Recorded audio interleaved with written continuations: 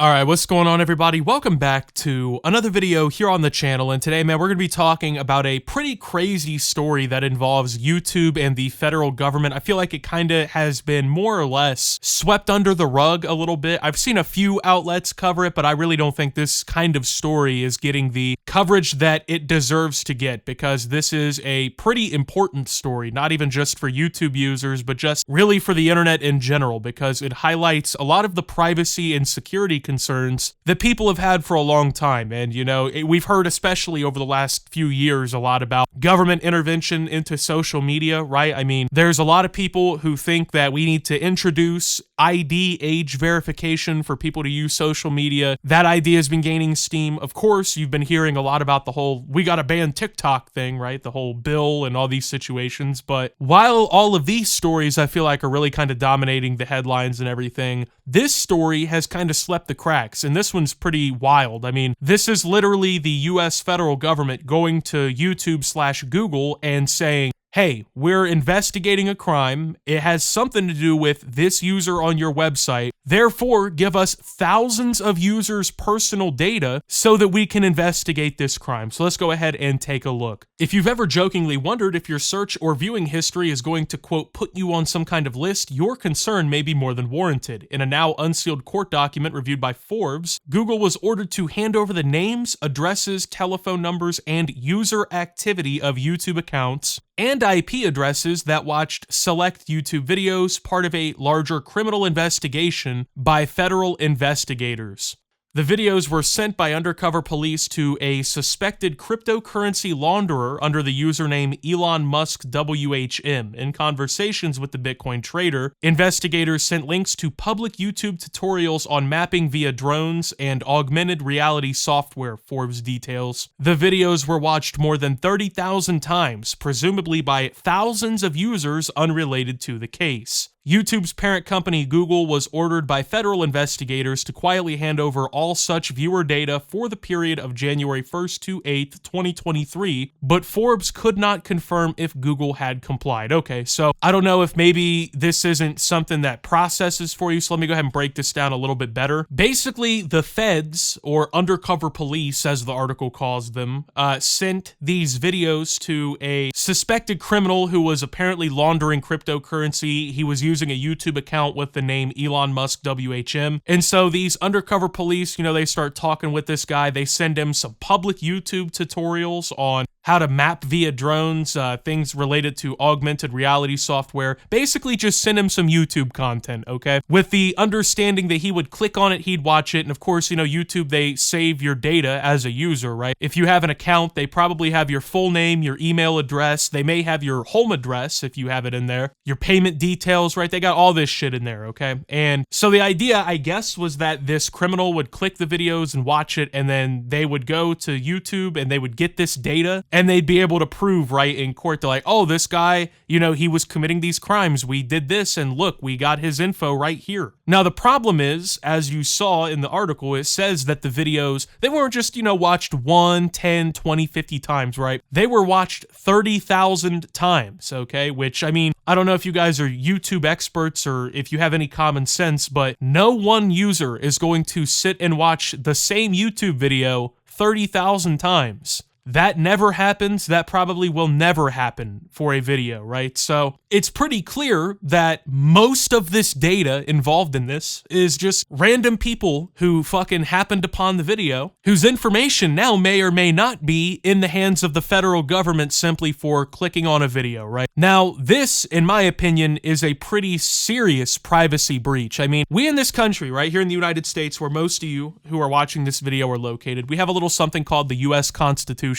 And in this document that basically foundates our entire lives, you have guaranteed universal human privacy rights. You have the right for the government to not come, for instance, into your house without a warrant. They can't search your car without reason or a warrant. They can't just tap your fucking lines and check through all your info and fucking scan everything and just see whatever they want. They can't just protrude into your personal life without an actual reason. However, with the internet having the massive rise over the last 30 years that it has, we as the people have basically sat by as the government has continued to abuse our digital privacy rights. I mean, the NSA, they tap all our phone lines, they're reading all our fucking keystrokes, they're monitoring all the online conversations and whatnot. They've been on this shit. We've known this for a while now, right? So really, it's nothing new that the US government is just harvesting the info and data of thousands of innocent people from YouTube, but it doesn't make it any less fucking worrying because, you know, if you're somebody who doesn't get this, you know, you're sitting there, Optimus, why is it a big deal? If you didn't do anything wrong, why does it matter if the government is fucking harvesting your data? Once again, because you have the right to privacy in this country. Just because, you know, the government is investigating someone else for a crime does not give them the right to just scour as much data and information about random uninvolved individuals as they fucking want to. But of course, as long as people allow it to happen and they just can continue to roll over and just accept this as reality, the longer it's going to go on and the worse it's going to get, right? Because you got to think, this is just one off case. I mean, one random lawsuit, one random case in the entire mix of the whole thing. This is definitely not the first time this has happened either. Now, like it says, we don't know if Google actually complied or not because they're not going to just fucking be thrilled to tell people this, but I'm going to personally assume they probably did. I mean, Google is not some sort of fucking free speech, free privacy bastion or anything, right? Google themselves, a large part of their business model is basically harvesting your user data and using it for their own purposes, right? So I don't think that Google, of all companies on the planet, are really sitting around considering their users' privacy to be something just completely fucking, you know, sacred. No one can touch that. No one can get involved in that. So the mandated data retrieval is worrisome in itself, according to privacy experts, but federal investigators argued the request was legally justified as the data, quote, would be relevant and material to an ongoing criminal investigation, including by providing identification information about the perpetrators. Citing justification used by other police forces around the country, in a case out of New Hampshire, police requested similar data during the investigation of bomb threats that were being streamed live to YouTube. The order specifically requested viewership information at select timestamps during the live streams. Quote, with all law enforcement demands, we have a rigorous process designed, yeah, I'm sure you do, to protect the privacy and constitutional rights of our users while supporting the important work of law enforcement, Google spokesperson Matt Bryant told Forbes. We examine each demand for legal validity consistent with developing case law, and we routinely push back against overbroad or otherwise inappropriate demands for user data, including objecting to some demands entirely. Privacy experts, however, are worried about the kind of precedent the court's order creates, citing concerns over the protections of the First and Fourth Amendments. This is the latest chapter in a disturbing trend where we see government agencies increasingly transforming search warrants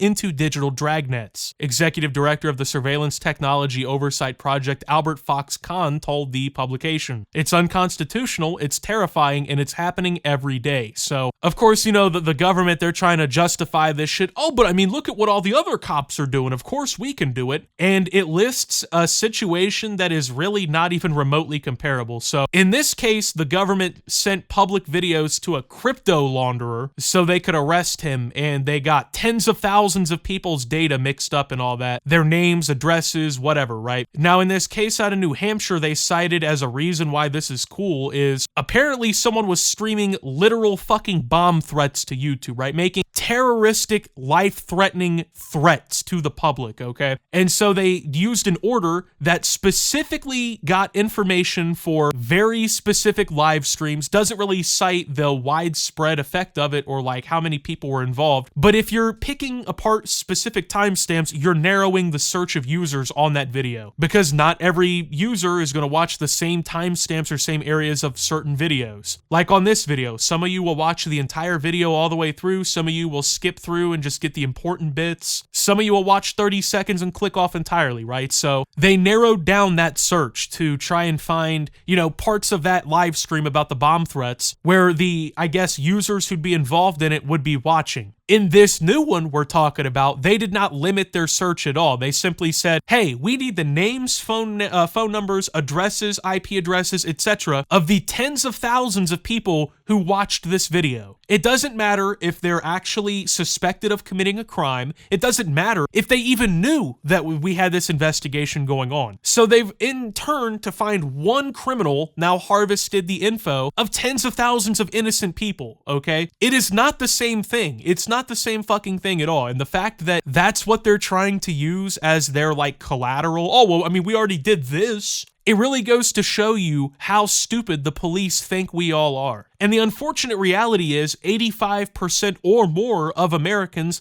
are dumb enough to believe this. A vast portion of Americans would see a situation like this and be like, oh, well, the police are just doing their job. Fuck the fact that we all have constitutional rights and that we have the fucking innate human right to have privacy, right? That is a human right in the United States. You have a right for the government to not violate your privacy unless apparently you have a computer or unless you use YouTube like the majority of people do. Then it's digital data and apparently then no one gives a fuck, right? For instance, like let's say you're in a bank robbery, okay? And I'm not saying you're the dude who did it. You're sitting there, you're gonna go cash your check or whatever. Some dude comes into the bank, starts robbing that bitch, right? Now he's got 50 hostages, he's got all these employees held down and whatnot, and he's robbing that bitch, right? Would you, as a victim of that bank robbery, be just cool with the idea of, after it's all said and done, the cops coming in and saying, all right, well, we have a suspect in mind here, but just to be sure in our investigation, I need everybody in here's social security number, your phone number, your home address, the password and info to all your bank accounts. Oh, and also photocopy your licenses here for me real quick. You'd probably think that's pretty fucking weird and unnecessary, right? That's because it would be, and it wouldn't be something they'd need. But apparently, if it comes to YouTube, that's when everything switches and, you know, now we need everybody's info because, you know, that 7-year-old Billy who might have accidentally clicked on this video on his iPad, we need to know all of his personal info too so we can find this crypto launderer, man. And to kind of wrap this video up real quick for you here, I just want to present that this is only one of these types of situations where law enforcement has kind of, I think, overstepped their boundaries. This is only one situation that we know of, okay? Now, there are other ones that we know of. For instance, it states this New Hampshire case right in the article, but there are certainly other instances where things like this happen, where the government goes to social media companies, tries to pry on the info and the dealings of users and whatnot, right? And we never know about it. It never hits the news. Nobody ever tells NBC or whoever, right, about this whole thing happening. If they're willing to do it right in front of your face willingly and no one's gonna say anything and they're just all gonna submit to it, imagine the type of seedy shit they're doing in the background that no one knows about. It really starts to make you think, man. So anyway, I just wanted to talk about this. With that being said, thank you guys for watching. If you did enjoy, make sure to leave a like. Subscribe if you're brand new around here on the channel. Follow me over on Twitter and Twitch at SubToOptimus. Make sure to check out Shoptimus down below. Thank you to my Watch Optimus subscribers. Your support helps the channel tremendously. And until my next video, guys, this is Optimus, well, talking about YouTube giving your data over to the feds,